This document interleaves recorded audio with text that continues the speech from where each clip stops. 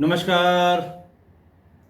आज मैं फिर आपके सामने अपराध की एक और घटना लेकर आया हूँ। आज के अपराध की घटना बहुत पुरानी है, बहुत पुरानी है। और आज की अपराध की घटना बताने के पीछे मेरा उद्देश्य ये है कि उस ज़माने में कैसे गंभीर अपराध करने के बाद भी अपराध करने वाले बच जाया करते थे। क्या क्या वो करते थे कि उसे अपराध में, उसके किए गए अपराध में सज़ा नहीं मिलती थी। बहुत इम्पॉर्टेंट केस है ये मध्य प्रदेश का।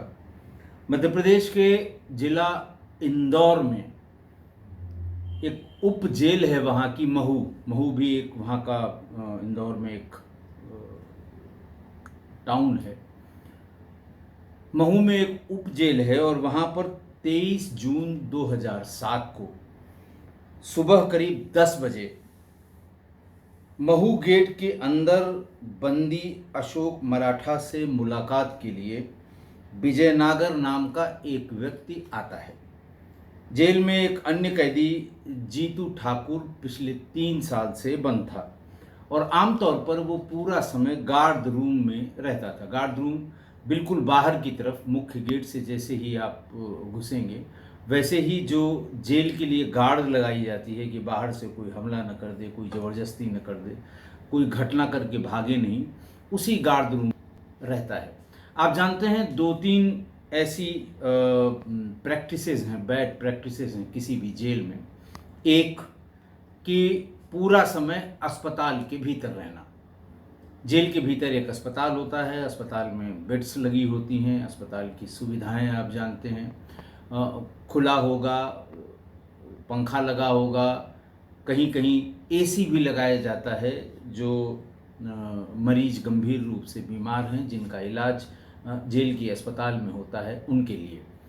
तो वहाँ पर खाना अलग से मिलता है जो उनके लिए, जो जो पेशेंट्स के लिए बनता है। तमाम सुविधाएं होती हैं और पूरा समय वो जेल में बिता देते हैं। नंबर 1। दूसरी बैड प्रैक्टिस ये है कि घर का बनाया हुआ खाना कुछ बंदियों को उपलब्ध रहता है। आप समझ सकते हैं कैसे उपलब्ध होता होगा, क्यों उन्हें घर का खाना खाने की इजाज़त मिल जाती है। मैनुअल में कहीं नहीं है। मैनुअल में ये है कि जेल की चारदीवारी के भीतर जो कोई भी है वो जेल का बना हुआ खाना ही खाएगा, जेल के बैरक के भीतर ही रहेगा। लेकिन आपने सुना होगा बहुत ढेर सारे कैदियों, बंदियों के बारे में। और उत्तर प्रदेश में तो एक ज़माना था जब जेल के भीतर कूलर, टीवी, पंखा, बाकी सोने के लिए मोटे गद्दे, इन सब की सुविधाएं कुछ बड़े मशहूर माफियाओं के लिए मिल जाया करती थी। तो ऐसा ही इसके साथ होता था, जीतू ठाकुर के साथ, कि वो पूरा दिन गार्ड रूम में रहता था। बैरक वैरक में वो नहीं जाता था। अलग से जहाँ उसे बैरक में सोने का स्थान दिया गया होगा वहीं रात में जाकर सोता था। तो एक कैदी था अशोक मराठा, उससे मिलने के दौरान ही जीतू ठाकुर से भी मिलने के लिए कुछ लोग आए, जिन्हें जो प्रहरी होते हैं, बंदी प्रहरी कहते हैं, हरिप्रसाद उसे अंदर ले आया। अशोक मराठा से मिलने आए विजय नागर को मुलाकात के बाद गेट के बाहर तक लाया गया और उसे बल्कि गेट के बाहर कर दिया गया। थोड़ी देर बाद कैदी सुरेश से मिलने उनका लड़का गेट पर आया। प्रहरी हरिप्रसाद ने फिर गेट खोला। उस समय विजय नागर और उसके साथ के 3 व्यक्ति जो पहले अशोक मराठा से मिलने के लिए आए थे, जैसे ही वो दरवाज़ा खुला वो तीनों फिर से भीतर आ गए। विजय नागर और अशोक ने रिवाल्वर निकाल ली। 2 लोगों के पास रिवाल्वर थी जब वो भीतर आए थे और वो गार्ड रूम में गोलियां चलाने लगे। उन्होंने, जो प्रहरी था जो भीतर उन्हें ले आया था, हरिप्रसाद शर्मा, उसे गोली मार दी जो उसके दाहिनी तरफ पसली में लगी। वे गार्ड रूम के भीतर घुस गए और वहां गोलियां चलाकर जीतू ठाकुर से मुलाकात करने आए राजेश और अजय को घायल कर दिया। जीतू ठाकुर पर भी निशाना लगाकर गोली चलाई। हमलावरों को पकड़ने की कोई कोशिश नहीं की गई और वो भाग गए। कैदी अशोक मराठा भी बदमाशों के साथ ही भाग गया। अब आप सोचिए, जेल जो शायद सबसे सुरक्षित माना जाता है, और ऐसे लोग, ऐसे कैदी जो बाहर अपने आप को असुरक्षित महसूस करते हैं, वो जानबूझकर किसी बड़ी घटना के बाद जेल चले जाते हैं कि जेल में कौन उन्हें मार पाएगा या जेल में वो सर्वदा सुरक्षित हैं। खैर, 4 लोगों को गोलियां लग गई थी और जीतू ठाकुर की मौके पर ही, यानी गार्ड रूम के भीतर ही मौत हो गई थी। फौरन जो जेल के उपाधीक्षक थे, ध्यान देने की बात है कि जेल अधीक्षक उस दिन छुट्टी पर थे। बताया ये गया कि उन्होंने पहले से छुट्टी अप्लाई कर रखी थी और उसी दिन के लिए कर रखी थी, लिहाजा वो उस दिन जेल में नहीं थे। तो जो डिप्टी जेलर थे राजकुमार त्रिपाठी, उनको फौरन फ़ोन किया गया कि साहब जेल के भीतर गोलियां चल गई हैं। वो जेल के भीतर दाखिल हुए, देखा कि प्रहरी हरिप्रसाद शर्मा, कैदी जीतू ठाकुर और 2 अन्य लोग घायल पड़े हैं और वहाँ फर्श पर, गार्ड रूम के फर्श पर खून ही खून बिखरा पड़ा हुआ है। घायलों को तुरंत जेल का जो शासकीय वाहन होता है उससे मध्य भारत अस्पताल पहुंचाया गया। वहां से इंदौर के एमवाई हॉस्पिटल रेफर कर दिया गया क्योंकि सबको गोलियां लगी थी। जहां डॉक्टरों ने, एमवाई हॉस्पिटल पहुंचते ही डॉक्टरों ने जीतू ठाकुर को मृत घोषित कर दिया। महू जेल के जो प्रहरी शैलेंद्र सिंह थे, जो मौके पर थे उस समय, उन्होंने थाना किशनगंज में एफआईआर दर्ज कराई, जिसमें उन्होंने पुलिस को बताया कि सुबह 6 से 10 बजे तक प्रहरी कैलाश गिरवाल ड्यूटी पर थे। उसके बाद कैलाश से उसने, यानी शैलेंद्र सिंह ने चार्ज लिया। वरिष्ठ प्रहरी हरि प्रसाद शर्मा भी जेल के गेट पर उपस्थित थे और तभी ये वारदात हुई। जेलर छुट्टी पर थे और बिना जांच पड़ताल के 2 लोग रिवॉल्वर लेकर भीतर आ गए। बात सामान्य रूप से हजम नहीं होती। आप जानते हैं कि जेल में जब भी कैदी अदालत से लाए जाते हैं तो बिल्कुल उनका बीड़ी सिगरेट तक रखवा लिया जाता है, इतनी तगड़ी चेकिंग होती है। उसके बाद जब मिलने वाले, मिलाई कहते हैं उसको, मिलाई के दिन जो मिलने वाले आते हैं उनकी और अच्छी तरह तलाशी ली जाती है, क्योंकि पता नहीं कौन किससे मिलने आया है। इसलिए जिससे मिलने आता है कोई, उससे बताया जाता है कि फलां आए हैं और अगर वो मिलना चाहेगा तभी वो मिल सकते हैं, मिलना नहीं चाहेगा तो वो कभी नहीं मिल सकते हैं। बहरहाल किशनगंज थाना ने आरोपी विजय नागर, अशोक मराठा जो कैदी था लेकिन भाग गया था, और उसके साथियों के खिलाफ धारा 302, 307, 353, 333, 452, 336, 224, 225 और 34 पुलिस एक्ट में मामला दर्ज करके मामले की जांच शुरू कर दी। ये धारा सभी आईपीसी की पुरानी धाराएं हैं। हत्या के प्रयास, भीतर घुसकर किसी घर के, कमरे के या इमारत के भीतर घुसकर करना, ये और इस तरह से और सब धाराएं लगी हुई हैं। इंदौर के एमवाई हॉस्पिटल के डॉक्टर एनएम हुंडा ने 23 जून को 2007 को जीतू के शव का पोस्टमार्टम किया और जीतू की हाइट 5 फीट 3 इंच थी। उसे गोली सीने के दाहिनी तरफ एड़ी से 52 सेंटीमीटर ऊंचाई पर लगी थी। गोली फेफड़े को फाड़ते हुए अंदर तक चली गई थी और एक गोली सिर पर लगी थी और इन्हीं गनशॉट इंजरीज से उसकी मृत्यु का होना बताया गया था पोस्टमार्टम रिपोर्ट में। बदमाशों का जेल में घुसना और रिवॉल्वर लेकर बैरक तक पहुंच जाना, ये चौंकाने वाली बात थी। लेकिन ये जो जिसको वो संयोग कह रहे थे कि ऐसा सा, पुलिस तो कहती साहब ये संयोग है, जेल के लोग कह रहे थे, लेकिन अलग अलग स्तर पर इस संयोग की जांच की जा रही थी और कोशिश की जा रही थी कि जल्दी ही मर्डर की गुत्थी को सुलझा लिया जाए। हमले में घायल मुख्य प्रहरी हरिप्रसाद को एमवाई हॉस्पिटल के सर्जिकल वार्ड में भर्ती किया गया। 1 जुलाई 2007 तक वो भर्ती रहे।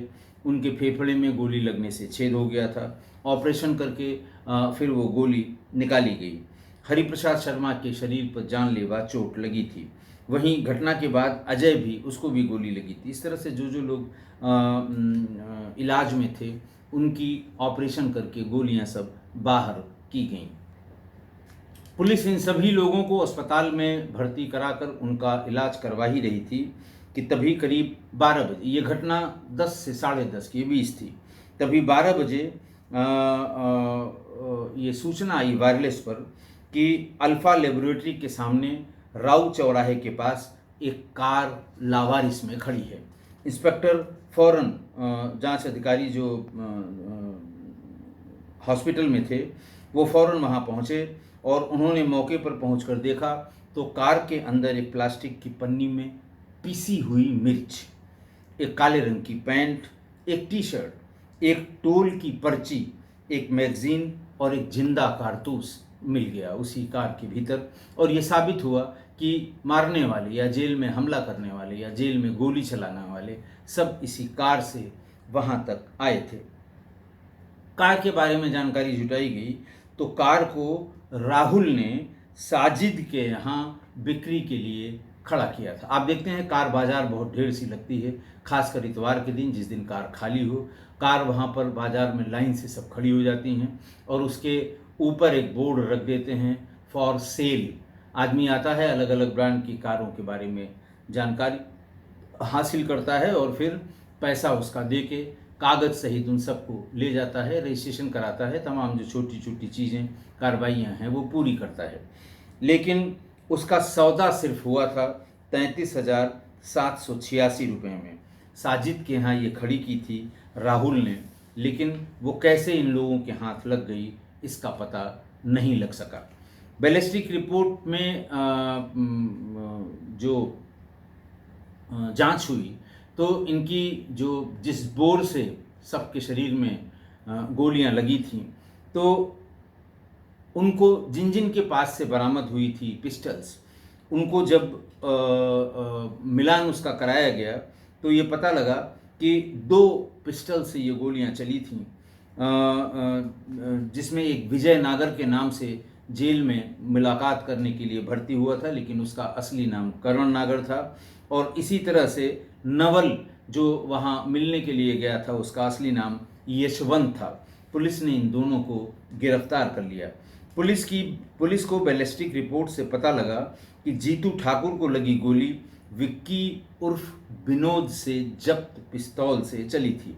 जेल प्रहरी हरिप्रसाद को गोली लगी थी अशोक मराठा के जब्त पिस्तौल से। आप इसे ध्यान रखिएगा, कुछ पिस्तौलें पुलिस ने बरामद की और जिस जिस बोर के पिलेट्स जो बुलेट्स वहाँ पर मिले थे या जिनको लगी थी उनसे उनको मैच कराया गया। किसके पास से कौन कब कहाँ बरामद हुई, आगे उसका जरा आप इन डिटेल्स पर ध्यान जरूर रखिएगा कि अशोक मराठा के पिस्टल से वो गोली चली थी जो प्रहरी हरिप्रसाद को लगी थी।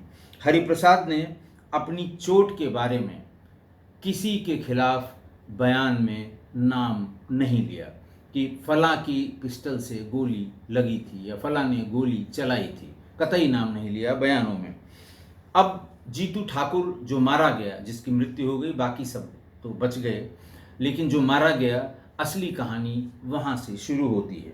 जीतू ठाकुर फल बेचा करता था, लड़ाई झगड़े के छोटे मोटे अपराध करता था। एक मामले में जेल गया और जब वो बाहर आया तो उस समय के इंदौर के बड़े ट्रेड यूनियन लीडर विष्णु उस्ताद के साथ काम करने लगा। जीतू कुछ ही समय में विष्णु उस्ताद के टीम का सबसे इम्पॉर्टेंट सदस्य हो गया, यानी विष्णु उस्ताद का सबसे खास गुर्गा हो गया। 2000 के दशक में विष्णु उस्ताद शहर के बड़े कर्मचारी नेता और पहलवान थे। वो मजदूरों के मसीहा कहे जाते थे, यानी उनकी एक आवाज़ पे हजारों लोग उनके पीछे खड़े हो जाते थे और उनका सबसे खास गुर्गा बन गया यही जीतू ठाकुर।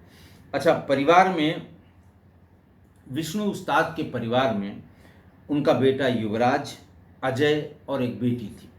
जीतू करीब 10 साल तक उस्ताद की टीम में बना रहा। बाद में मनमुटाव के कारण वो अलग हो गया। उसने सतीश भाऊ के गैंग से हाथ मिला लिया क्योंकि उसे डर था कि विष्णु उस्ताद के गैंग से बाहर निकलने पर विष्णु उस्ताद या पहलवान विष्णु पहलवान इतना समर्थ व्यक्ति है, क्योंकि 10 साल उसके साथ रह के उसने देखा था कि अलग होने के बाद वो उसकी हत्या भी करा सकता है। इसलिए उसके विरोधी गैंग सतीश भाऊ के गैंग में वो शामिल हो गया। फिर एक दिन ऐसा हुआ, 12 फरवरी सन 2002 को शाम करीब 7:30 बजे रामनगर में अपने जो लेबर्स हैं, लेबर यूनियन की एक मीटिंग में शामिल होने के लिए विष्णु उस्ताद अपने साथियों के साथ पहुंचे।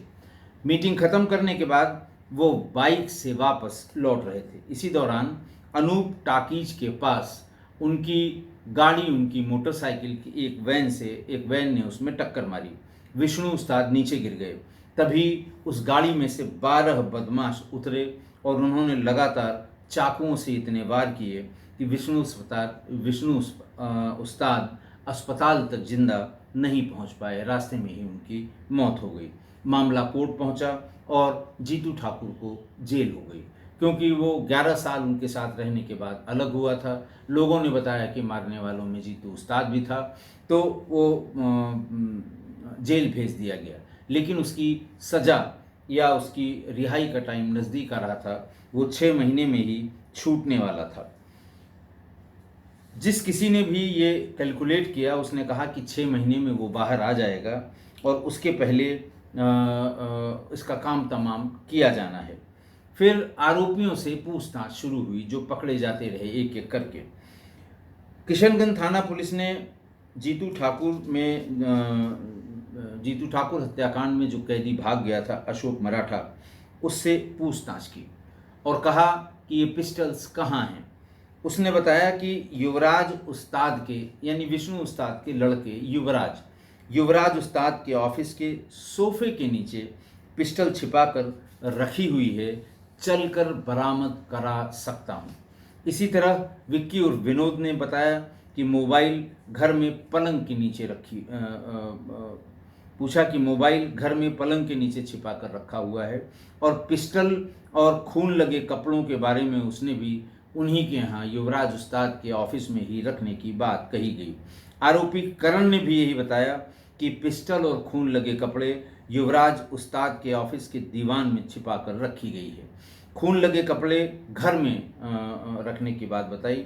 जीतू पहले विष्णु उस्ताद के साथ ही काम करता था और वो सारी चीज़ें, उस बात को जानता था। जितने क्रिमिनल केसेस विष्णु उस्ताद के ऊपर थे, उनकी हकीकत और उनकी बारीकी के बारे में जानता था। लिहाजा पकड़े गए सभी लोगों ने पिस्टल को विष्णु उस्ताद के घर में रखना बताया। उसके बाद जांच अधिकारी ने 28 जून 2007 को आरोपी युवराज को जब पकड़ा तो उससे पूछताछ की। आरोपी युवराज का बयान सुनिए।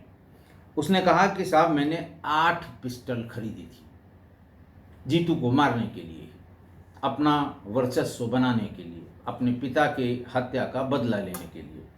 और उसने कहा कि विक्की उर्फ विनोद को 2 पिस्टल, अशोक सूर्यवंशी को 2 पिस्टल, यशवंत और उर्फ बबलू को 1 पिस्टल, विजय नागर उर्फ करण को 1 पिस्टल, अशोका मराठा को 1 पिस्टल और 1 पिस्टल अपने घर पर रखी होना उसने बताया। और ये भी कहा कि चलिए मैं बरामद करा दूंगा। फिर उसके बाद विष्णु हत्याकांड में आरोपी महेंद्र उपाध्याय का परदेसीपुरा चौराहे के पास 2004-05 में मर्डर हो गया था। उसको भी विष्णु उस्ताद के लोगों ने मार दिया था, जिसमें युवराज यानी विष्णु उस्ताद के लड़के और अन्य को आरोपी माना गया था। और ये माना गया था कि पिता विष्णु उस्ताद की हत्या का बदला लेने के लिए युवराज ने ही पूरी प्लानिंग की। उसमें भी प्लानिंग की गई और उसमें फिर उसी ने साथियों के साथ मिलकर जीतू की जेल में हत्या करवाई। लेकिन युवराज ने इन सभी आरोपों से स्पष्ट इनकार कर दिया। उसने कहा कि उसे झूठा फंसाया जा रहा है। तो पुलिस वालों ने पूछा, ऐसा क्यों कह रहे हो? तो उसने कहा, साहब, घटना वाले दिन मैं शहर में ही नहीं था। और उसने ये बताया कि वो कहाँ था, तो पुलिस चौंक गई। उसने कहा कि मैं महाराष्ट्र की एक जेल में था उस दिन। खैर, पुलिस ने इन सब का कोर्ट में चालान कर दिया कि हम बाद में इससे निपटेंगे। लेकिन फिलहाल प्राइमा फेसी जिनके ऊपर केसेस बन रहे हैं उनके खिलाफ चार्जशीट लगाकर सबको जेल पुलिस ने भेज दिया। फिर युवराज को भेज दिया और भी जो लोग 6 लोग पकड़े गए इन सबको जेल भेज दिया। युवराज ने कोर्ट में बताया, वहां पुलिस में उसने कहा मैं नहीं था साहब, आप लोग जांच पड़ताल कर लीजिए, मैं नहीं था। लेकिन कोर्ट में उसने बताया था कि वो शहर में नहीं बल्कि दूसरे राज्य की जेल में बंद था। अभियोजन की कहानी भी यही थी कि आरोपी युवराज उस्ताद ने साजिश के तहत अपने आप को या खुद को महाराष्ट्र के बीड की जेल में बंद कराया था। इसे लेकर गवाह मोतीराम दर्पे ने कोर्ट को बताया कि वह बीड ग्रामीण थाने में हेड कांस्टेबल के पद पर पदस्थ था। तीनों को, यानी जो इसके साथ 2 लोग और पकड़े गए थे, उन तीनों को तहसीलदार के समक्ष पेश किया गया और जमानत की व्यवस्था न होने के कारण इन तीनों को बीड जेल भिजवा दिया गया। आप समझ लीजिए, मामूली मारपीट में बंद हुए, तुरंत जमानत हो जाती। हमें नहीं लगता कि मुचलका 10,000 या 20,000 से ज़्यादा का भरना होता, लेकिन उन्होंने कहा साहब हम अभी जमानत नहीं करा पाएंगे, हमारे पास यहाँ कोई जान पहचान का आदमी नहीं है, हमें जेल भेज दिया जाए। लिहाजा वो जेल चले गए और जेल में रहने की अवधि में ही जीतू ठाकुर की हत्या हो गई। गवाह के रूप में पुलिस यही साबित करना चाहती थी कि ये जानबूझ के इसने अपने आप को जेल में बंद करा लिया। महाराष्ट्र के पुलिसकर्मी गजानन काइंदे ने कोर्ट को बताया कि बीड़ में एक विवाद के सिलसिले में तीनों लड़कों ने अपना नाम युवराज, गजानन और राहुल बताया था। कोर्ट ने कहा कि यदि अभियोजन के अनुसार जेल जाना साजिश का हिस्सा था तो गजानन और राहुल को इस अपराध में क्यों शामिल नहीं किया। अपराध इस बात का कि अपने आप को दूसरे जेल में बंद करा के वास्तविक घटना से बचने का प्रयास किया जाना। कोर्ट ने कहा कि गजानन और राहुल को या तो गवाह के रूप में प्रस्तुत किया जा सकता था या फिर उन्हें साजिश का हिस्सा मानकर आरोपी के रूप में शामिल किया जाना चाहिए था। ये कोर्ट का ऑब्जर्वेशन था, जबकि पुलिस ने न तो उन्हें गवाह बनाया और न ही उन्हें आरोपी बनाया। कोर्ट ये जानना चाहती थी कि जब तीनों एक साथ बीड में जेल गए थे तो क्या कारण है पुलिस ने न उन्हें आरोपी बनाया न इस बात का गवाह बनाया कि हाँ साहब हमारे साथ ही ये वहाँ पर जेल चले गए थे, और किस किस तरह से ये फर्जी तरीके से आपस में झगड़ा करके और पुलिस को स्वयं बुला के जेल गए और जमानत भी नहीं कराई। कोर्ट ने फिर ऑब्जर्व किया कि स्वाभाविक है कि जेल में हत्या करने की तुलना में जेल से बाहर आने पर अधिक आसानी से मर्डर किया जा सकता था। कोर्ट ने कहा कि युवराज पर लगे आरोपों के अनुसार उसने कुल 8 पिस्टल खरीदी थी। उसके बयान में भी था कि उसने 8 पिस्टल खरीदी हैं, जिनमें से 2 विक्की और अशोक को, एक यशवंत, करण और अशोक मराठा को दी गई थी। 1 पिस्टल खुद के पास रखी गई थी। युवराज अगर घटनास्थल पर मौजूद नहीं था, इसका मतलब नहीं है कि उस पिस्टल की जांच नहीं होनी चाहिए थी, और शायद पुलिस ने जानबूझकर उस पिस्टल की जांच नहीं कराई। उसकी भी फॉरेंसिक जांच, बैलिस्टिक जांच होनी चाहिए थी। अब आप एक एक करके समझिए कि पुलिस को कैसे कैसे मैन्यूवर किया गया और कैसे कैसे पुलिस ने, अब जो आदमी मुख्य आरोपी है कि साहब इसी की साजिश पर, इसी के पिता की हत्या का बदला लेने के लिए ये सब कराया गया, उसके पास से बरामद पिस्टल की फॉरेंसिक जांच, बैलिस्टिक जांच नहीं कराई गई।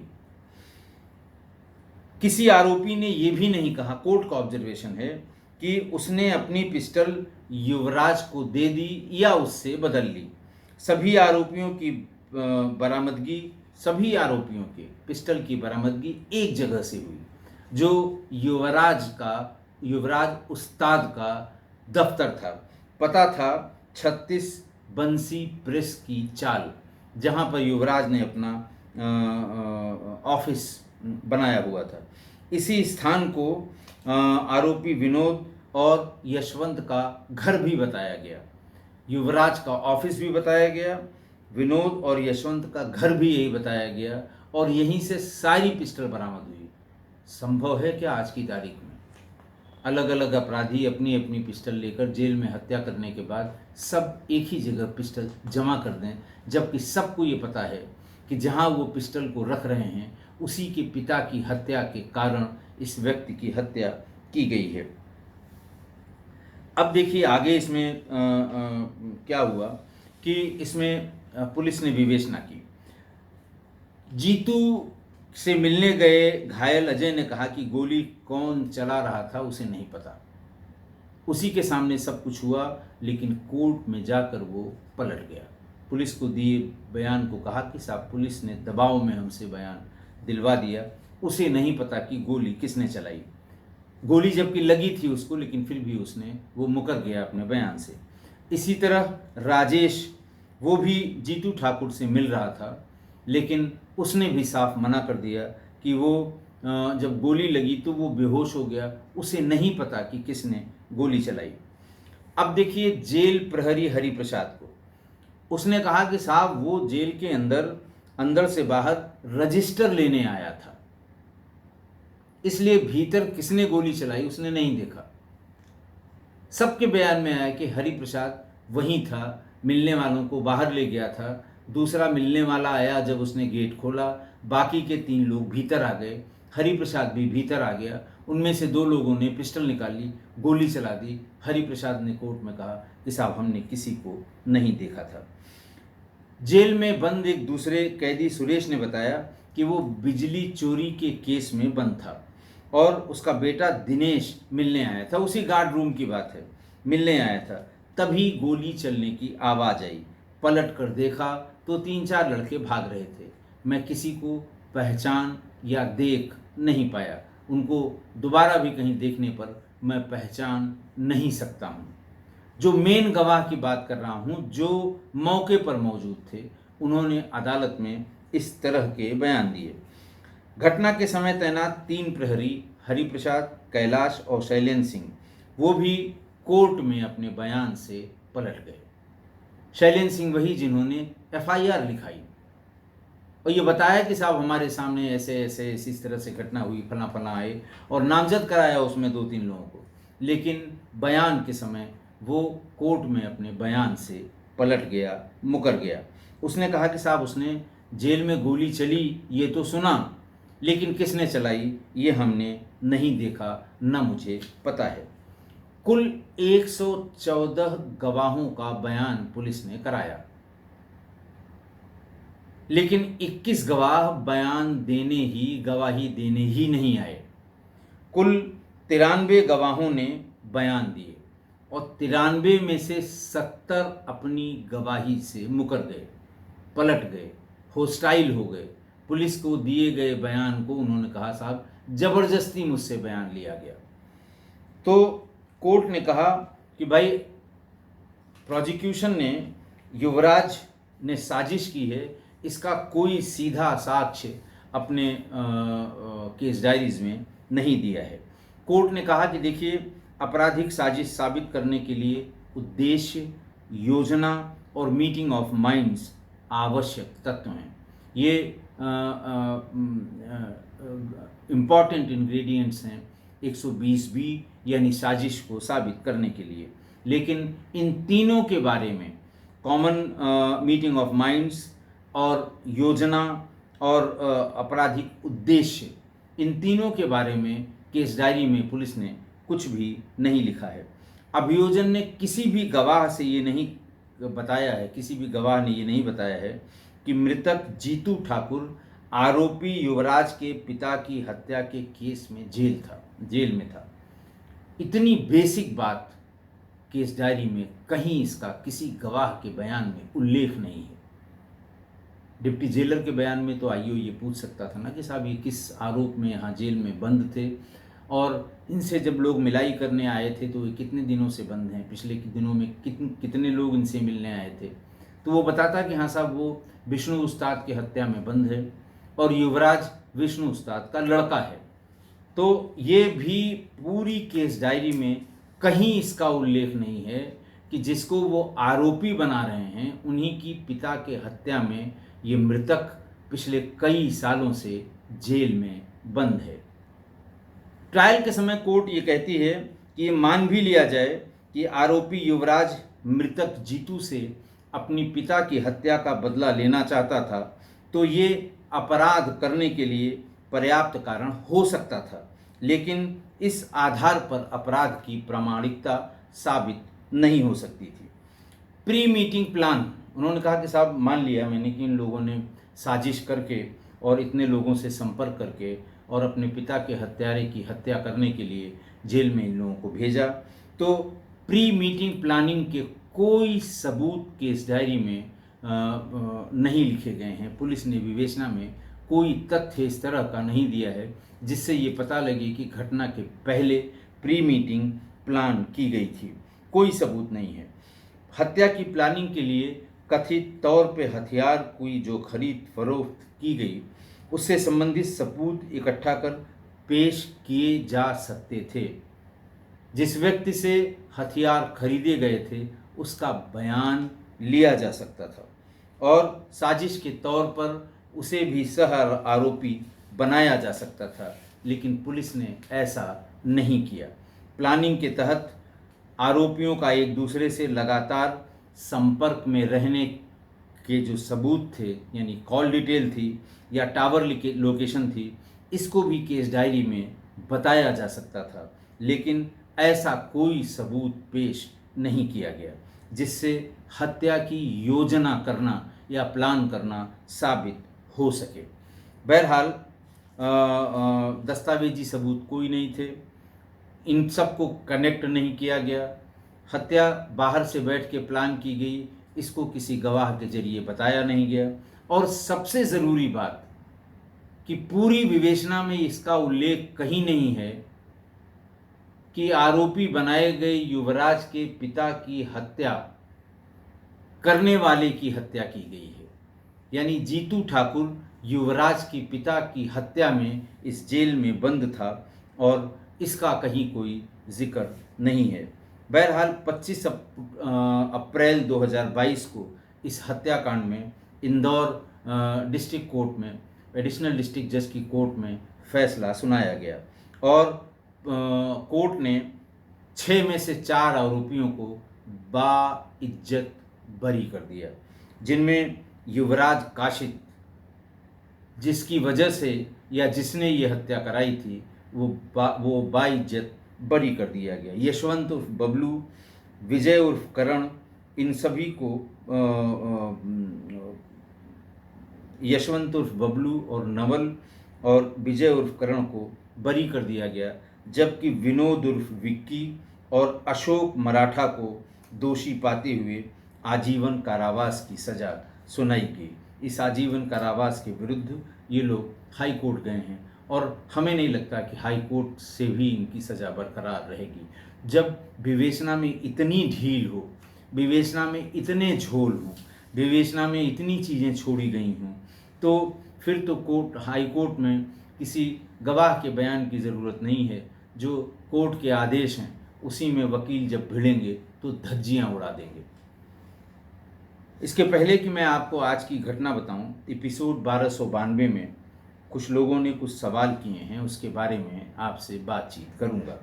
शंकरलाल बिश्नोई साहब लिखते हैं कि जिस दिन वीडियो ना आए उस दिन बता दिया करें, क्योंकि हम इंतज़ार करते हैं। आपकी बात बिल्कुल सही है। मैंने बताया था कि मैं था नहीं, मैं गोरखपुर गया था और गोरखपुर में एक तो प्रेस क्लब में कार्यक्रम हुआ, गोरखपुर के प्रेस क्लब में। दूसरा, गोरखपुर लिंक एक्सप्रेसवे करीब 90 किलोमीटर की है, निर्माणाधीन थी। 20 तारीख को उसका उद्घाटन है, जिसका उद्घाटन माननीय मुख्यमंत्री उत्तर प्रदेश करेंगे। मैं यूपीडा यानी UP expressways industrial development authority में नोडल अफसर हूँ। इन सभी जितनी एक्सप्रेसवेज उत्तर प्रदेश में उत्तर प्रदेश सरकार की हैं, उनकी सुरक्षा और यातायात प्रबंधन का काम देखता हूँ। उसी सिलसिले में मैं पिछले 2 दिन से गोरखपुर की तरफ जो उसकी जो प्लानिंग होती है, जो रिहर्सल होता है, उसमें जो ड्यूटियाँ लगती हैं, उस सिलसिले में मैं गया हुआ था। और कभी ऐसा हो जाता है कि मैं न तो रिपीटेड डाल पाया, न ही रिकॉर्ड कर पाया और एक आध दिन खाली हो गया। आपकी बात सही है, मैं आइंदा से इसको कम्युनिटी में डाल दिया करूँगा कि आज मैं उपलब्ध नहीं हूँ या आज का वीडियो अपलोड नहीं हो पाएगा। धन्यवाद आपका विष्णोई जी, आपने इस तरफ इसे इंगित किया है, आइंदा से इसका ख्याल रखूँगा। हरिमोहन जी पूछते हैं कि आपराधिक प्रवृत्ति इतनी हावी क्यों हो गई है? आभार होगा यदि आप इस पर अपना अनुभव बताएं। देखिए, हम जो है हमने ऐसा नहीं कि नहीं बताया है, बहुत बार बताया है। जब हम सामाजिक प्राणी की तरह बिहेव करते थे, अपने भाई से, बहनों से, माता पिता से, दादा बाबा से, रिश्तेदारों से, इनके बीच में बैठते थे, इनके एक्सपीरियंस सुनते थे। शादी ब्याह में जहाँ ये लोग इकट्ठा होते हैं, सारे बुज़ुर्ग, सारे रिश्तेदार इकट्ठा होते हैं, इनके बीच में आप बैठेंगे तो ये समाज के अपने अनुभव बताएंगे, समाज के नियम कानून बताएंगे, समाज किस चीज़ को अच्छा मानता है ये बताएंगे, समाज किसे बुरा मानता है ये बताएंगे। लेकिन हमने अपने आप को सिर्फ मोबाइल तक केंद्रित कर लिया है। मोबाइल में जो ज्ञान मिल रहा है, हमें सिर्फ उसी ज्ञान की जानकारी है। आज आप देख लीजिए, अपने घर के बच्चों को अगर आप किसी आयोजन में ले जाना चाहें, शादी में, तिलक में, ब्याह में, मुंडन में, किसी घर में पूजा में, रिश्तेदारी में नहीं जाना चाहेंगे। पढ़ाई के बारे में बता देंगे, काम के बारे में बता देंगे, जाना नहीं चाहते, क्योंकि अगर सब लोग चले जाएंगे तो उन्हें पूरा समय मिलेगा उस मोबाइल की दुनिया में जाकर और उसको एंजॉय करने का। तो ज्ञान कहाँ से मिलेगा? ज्ञान उसी मोबाइल से मिलेगा। अपराध की जो भावना है उसी मोबाइल में से प्राप्त होगी। उसी मोबाइल में अपराध की अलग अलग घटनाएं, बचने के तरीके, कैसे बच गया, कैसे क्या हुआ, ये सब दिमाग लगा के उसी में घुसे रहेंगे तो कैसे इस प्रवृत्ति से अपने आप को रोक पाएंगे? ये बहुत बड़ा कारण है। मैं बार बार कहता हूँ, आप जो लोग भी, बड़े लोग जिनके बच्चे हैं, अगर वो सुन रहे हैं, मैंने आपको बताया था कि एक यहाँ पर बड़ी काउंसलर हैं लखनऊ में, और कॉलेजेस में 8th पास करने के बाद 9th में जब स्टूडेंट अपीयर होते हैं 9th में, उन्हें क्या सब्जेक्ट लेना है, साइंस, आर्ट्स और क्या लेना है, तो काउंसलिंग कराई जाती है। एक बार मैं भी अपने बच्चों की काउंसलिंग के सिलसिले में मैंने उनका एक सेशन अटेंड किया। उन्होंने एक बहुत अच्छी बात कही। उन्होंने कहा, अपने बच्चों को घरेलू छोटे फंक्शंस में ले जाएं। वो कितना भी मना करें, आप उनको अपने साथ ले जाएं। किसी पेरेंट ने पूछा, साहब इससे क्या होगा? तो उन्होंने बताया कि देखिए, उससे होगा ये कि उन्हें ये पता लगेगा कि ये हमारे चाचा हैं, ताऊ हैं, मामा हैं, मौसी हैं, मौसा हैं, फूफा हैं, बुआ हैं, और इनसे ये हमारे पिताजी की कौन लगती हैं और इनके कितने बच्चे हैं, वो सब हमारे भाई बहन होंगे, वो किस क्लास में हैं, कौन कहाँ पढ़ रहा है, ज़रूरी नहीं सब उन्हीं के बराबर के हों, कुछ छोटे स्कूल में पढ़ रहे होंगे, कुछ बड़े स्कूल में पढ़ रहे होंगे। तो बच्चे जब इस तरह की भीड़ में या इस तरह की गैदरिंग में जब जाते हैं तो उन्हें सामाजिकता का अनुभव होता है। और कोई भी बच्चा इस तरह के फंक्शन में आज की तारीख में जाना नहीं चाहता। वो अकेला चाहता है कि उसे अकेला छोड़ दिया जाए, वो कहीं नहीं जाएगा। वो कहती हैं कि आप उनको ज़रूर ले जाएं छोटे फंक्शन में, कि जैसे गोद भराई है और जिसमें बिल्कुल प्योर घर के लोग होते हैं, बिल्कुल जो प्राइवेट फंक्शन होता है, उस फंक्शन में आप बच्चों को ज़रूर ले जाएं। वो एक दूसरे को समझेंगे, उनके बारे में जानेंगे, दूसरों को जब देखेंगे कि किनके पैर छुए जा रहे हैं, किनके नहीं छुए जा रहे हैं, पैर क्यों छुआ जाता है, किसके पैर छुए जाते हैं, क्या इसका कारण है, ये नेचुरल सवाल है जो छोटे बच्चे करते हैं, और उनको इन सवालों के जवाब ज़रूर बताने चाहिए। तभी उनके अंदर सामाजिकता का विकास होगा और तभी शायद वो आपराधिक प्रवृत्ति से दूर हो पाएंगे। आशुतोष बाजपेयी जी कहते हैं कि एक वीडियो भारत की बढ़ती जनसंख्या, घटते संसाधन और नए ज़माने में अपराध के तरीक़ों पर भी बनाइए। देखिए, बहुत बड़ा विषय है। बढ़ती जनसंख्या, घटते संसाधन, अपराध के तरीक़ों के बारे में मैं अब तक जितने वीडियो मैंने आपको 1200, 1250 या 1300 मैंने बताए हैं आपको, तो आप अगर देखेंगे तो उसमें किसी तरीके का अपराध ऐसा नहीं है जो बच गया हो। तो और रही बात जनसंख्या के बढ़ने और संसाधनों का कम होने का, तो ये इतना वास्ट सब्जेक्ट हो, मैं उसमें एक्सपर्ट भी नहीं हूँ। ये सोशल जो सामाजिक वैज्ञानिक हैं, सामाजिकी के वैज्ञानिक हैं, सोशल साइंटिस्ट हैं, वो इसका जवाब अच्छी तरह से देखते हैं। मोटी बुद्धि से ये है कि भाई संसाधन आपका उतना ही है, देश आपका उतना ही है, ज़्यादा इसमें भीड़ हो रही है, जनसंख्या बढ़ रही है, तो संसाधन तो कम होंगे ही होंगे, वृक्ष वन कम होंगे, नदियों में जल स्तर घटेगा, अब पैदावार कम होगी, जितनी पैदावार होती है उसका उपयोग करने वाले ज़्यादा होंगे। तो ये सब सामान्य सी बातें हैं जो सभी लोगों के समझ में आएंगी, लेकिन उसके और कौन कौन से गंभीर कारण हो सकते हैं ये सामाजिक जो समाज के वैज्ञानिक हैं वो आपको बताएंगे। आज की घटना देखिए, आज की घटना में एक व्यक्ति की हत्या जेल के भीतर हुई। हत्यारे जेल के भीतर से हत्या करके भाग गए। ये बात समझ में नहीं आती है कि जब इन्वेस्टिगेशन शुरू हुई और ट्रायल शुरू हुआ तब इस बात की समझ हुई कि आखिरकार कैसे रिवॉल्वर लेके भीतर चले गए और कैसे भाग गए। तब ये समझ में आया कि ये सब किसी एक साजिश का या किसी एक योजना का हिस्सा थे। बहुत ताज्जुब होगा अगर आपको ये इस तरह की घटना का पता लगेगा कि जेल के भीतर घुसकर किसी ने मारा और कोई नहीं पकड़ा गया, सब भाग गए। देखिए, समझ में इस तरह आएगा जब ट्रायल हुआ और जब ट्रायल में कोर्ट ने बताना शुरू किया कि जो बेसिक चीज़ें हैं वो भी इन्वेस्टिगेशन में मिसिंग हैं, जो होना चाहिए था। और क्यों मिसिंग है ये आप अच्छी तरह से जानते हैं। पहला तो यही कि किसी गवाह के बयान में ये नहीं आया कि जिस व्यक्ति की हत्या हुई और जो इस हत्या का मुख्य आरोपी है, साजिश करता है, उसके पिता की हत्या में वो व्यक्ति जेल में बंद था जिसकी हत्या हुई है, कहीं नहीं बताया गया। तो आप समझ लीजिए अपराध के मोटिव को कोर्ट में साबित करना कितना मुश्किल हो गया होगा।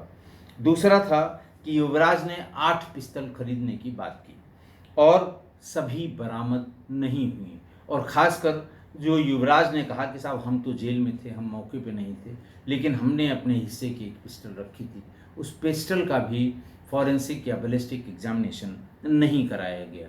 क्यों नहीं कराया गया ये आप समझ सकते हैं। युवराज ने प्लानिंग की तो उसके पहले किन लोगों से संपर्क में था, जब वो जेल गया उस समय किन लोगों के संपर्क में था, जेल से बाहर आते ही वो किन लोगों के संपर्क में आ गया, ताकि साजिश का पता लगता। और ये सब केस डायरी में इसको इंगित किया जाना था, लेकिन केस डायरी में इसका कोई उल्लेख ही नहीं है जिससे वो मीटिंग और कॉमन इंटेंशन साबित किया जा सके। महाराष्ट्र की बीड में एक सामान्य झगड़े में 3 लोग जेल चले गए।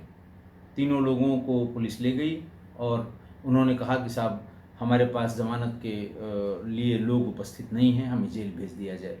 तीनों जेल चले गए और बाकी को पुलिस ने सिर्फ एक युवराज को बनाया, बाकी 2 जो जेल गए थे उनको आरोपी क्यों नहीं बनाया? क्योंकि जानबूझकर घटना से पहले ही जेल चले जाना और घटना होने के बाद जेल से अपनी ज़मानत करा लेना ये इस साजिश का हिस्सा थे। इसके हिस्सेदार बाकी दोनों आरोपियों को न तो पुलिस ने गवाह बनाया न ही आरोपी बनाया। ये भी इन्वेस्टिगेशन की बहुत बड़ी कमी थी, भूल थी या जानबूझकर की गई गलती थी। अगला बिंदु था 5वां कि पुलिस ने बीड जेल का कोई रिकॉर्ड इन्वेस्टिगेशन में नहीं लगाया जिससे ये साबित हो सके कि ये वही लोग हैं जिन्हें मर्डर का आरोपी बनाया गया है और यही लोग उस समय बीड जेल में बंद थे। ऐसा तो नहीं था कि जो लोग बीड जेल में बंद थे उन्होंने वही नाम बता दिए हों, सिर्फ आदमी वो ना हो, सिर्फ नाम बता के वो जेल चले गए, न उनकी कोई फोटोग्राफ लगाई गई, न ही उनका कोई। और जो एक बयान भी वहाँ का दिया गया, जो उस थाने का हेड कांस्टेबल था, उसने कहा कि साहब ये 3 नाम वाले लोग जेल भेजे गए थे, ये वही हैं कि नहीं हैं ये साबित उनसे नहीं कराया गया। अगली जो बहुत बड़ी विवेचना का लैप्स था, जो विवेचना में जो सामान्य रूप से कोई ऐसी गलती नहीं करता, लेकिन इतनी बड़ी घटना में इस तरह की गलती नहीं कही जा सकती। आप समझ सकते हैं ये क्या हुआ होगा कि विवेचना में 114 लोगों को पुलिस ने गवाह बनाया, लेकिन 21 गवाह अदालत में आए ही नहीं, टर्नअप ही नहीं हुए और प्रोसिक्यूशन ने इनकी गवाही के लिए कोई जोर भी नहीं डाला कि नहीं साहब इनकी गवाही बहुत ज़रूरी है, इन्हें बुलाया जाए। कुल 93 गवाह कोर्ट में आए, जिनमें से 70 होस्टाइल हो गए। पुलिस को दिए हुए अपने बयान से कोर्ट में पलट गए और ये कहा कि नहीं साहब, तो पुलिस ने ज़बरदस्ती लिखवा लिया था या कबुलवा लिया था मुझसे। ऐसा नहीं था। मैंने वो लोग जिनको गोली लगी थी उन्होंने भी ऑलमोस्ट घटना से इनकार कर दिया कि नहीं साहब, हमने किसी को नहीं देखा, गोली चली, हमें लगी, ये बिल्कुल ठीक है, लेकिन किसने चलाया मैं नहीं बता सकता। इतने सारे लोग और जो मुख्य प्रहरी लोग हैं वहाँ के, जिनके सामने ये घटना हुई और एक प्रहरी को तो गोली भी लगी, वो भी वहाँ पुलिस के दिए गए अपने बयान से साफ साफ मुकर गया। तो इसकी मुख्य वजह है कि ये वही समय है जब उत्तर भारत में कम से कम माफिया राज करता था। बड़े बड़े माफियाओं के बारे में मैंने बताया कि 40-40 मर्डर हुए थे, एक में भी कन्विक्शन नहीं हुआ था। और कन्विक्शन क्यों नहीं हुआ था, आप इसी केस से, इसी घटना से अच्छी तरह से समझ लिए, आपकी समझ में आ गया होगा कि ये जो बड़े माफिया थे उनकी एग्जैक्टली यही मोडस ऑपरेंडी थी जो जेल में जीतू ठाकुर की जो हत्या हुई, इसमें जो मोडस ऑपरेंडी हत्यारों ने या साजिशकर्ताओं ने अपनाई थी। वो जानते थे कि हम चाहे जहां अपराध करें, पुलिस से सेटिंग अगर हो जाए तो विवेचना में इतने झोल पैदा कर दीजिए कि ट्रायल में कोर्ट के पास उनको बरी करने के सिवा कोई चारा ही न बचे। आप ये समझ लें कि बैलिस्टिक रिपोर्ट में जिन 2 पिस्टल से गोली चलना साबित हुआ और वो पिस्टल जिनके पास बरामद दिखाई पुलिस ने अपने इन्वेस्टिगेशन में, सिर्फ उन्हीं दोनों को सजा हुई। जबकि सबके बयान में आया कि 3 लोग आए, एक बाहर से ज्वाइन किया जो कमरे के भीतर, यानी 4 लोग कमरे के भीतर घुसे और 2 ने गोलियां चलाईं और जिस बैलिस्टिक एक्सपर्ट ने जिस पिस्टल से उस गोली का चलना बताया, केवल उन्हीं को सजा हुई, बाकी सब बाइज्जत बरी हो गए। अब पिस्टल भीतर कैसे आई? भारी भरकम जो बंदी रक्षकों की फौज जेल में होती है, उनके खिलाफ कोई कार्रवाई नहीं हुई। उनके कनाइवेंस को कभी देखा नहीं गया कि ऐसा तो नहीं कि उनकी कनाइवेंस भी रही हो इस तरह की हत्या में, और भाग भी गए सब, कोई मौके पर पकड़ा नहीं गया। इसमें कहाँ लैप्स था? जरूर डिपार्टमेंटल इंक्वायरी हुई होगी और ज़रूर मैं दावे से कहता हूँ कि किसी की गलती नहीं पाई गई होगी और ये जांच बंद कर दी गई होगी, और साथ में एक कैदी भी भाग गया, इसकी भी जांच हुई होगी, लेकिन कुछ नहीं हुआ होगा। और आप खुद समझ सकते हैं कि क्यों और किस कदर कुएं में इतनी भांग पड़ी हुई है। कहने की ज़रूरत नहीं है, आप समझ गए होंगे। कितनी सेटिंग, कितना स्वार्थ, कितने इन्वॉल्वमेंट, और कैसे इस हत्याकांड को अंजाम दिया गया। हालांकि ये बात 2007 की है, आज की तारीख में ऐसा करना संभव नहीं। कोई जेल ऐसी नहीं है जिसके कोने कोने पर सीसीटीवी न लगी हो। अब ऐसा नहीं हो सकता कि कोई जेल के भीतर इस तरह का कांड करके भागे और पुलिस पता लगाने की कोशिश कर रही हो कि कौन लोग थे। कोई अता पता 2007 में नहीं लगा था। उस समय जब लोग पकड़े गए, जब लोग एक एक करके एक के बाद एक पकड़े गए, तब पता लगा। सीसीटीवी फुटेज का कोई जिक्र इन्वेस्टिगेशन में नहीं है, तो इसलिए अब ऐसा करना संभव नहीं है। हर कोने पर ये सीसीटीवी लगे हैं और मैं उम्मीद करता हूँ कि अब ऐसी अंधेर गर्दी वाली घटनाएं नहीं होंगी। अगरचे हो गई तो उसके 1000 सबूत मिलेंगे ताकि उन्हें अदालतों से दंड दिया जा सके। आशा है आप मेरी इस बात से सहमत होंगे। आज के लिए इतना ही। बहुत बहुत धन्यवाद।